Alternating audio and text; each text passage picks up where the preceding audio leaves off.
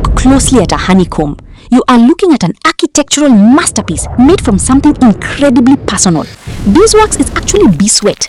Biologically, it is a hardened abdominal secretion. It starts with a massive feast. Worker bees consume enormous amounts of honey to force their bodies into overdrive. To produce just half a kilogram of beeswax, they must eat 2.7 to 3.6 kilograms of honey, requiring a colony to visit 16 million flowers.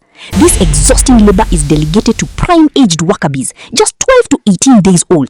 They cluster tightly in dense chains called festoons, linking legs to drive the internal hive temperature up to a precise 33 to 36 degrees Celsius. Without this high heat, they physically cannot produce wax.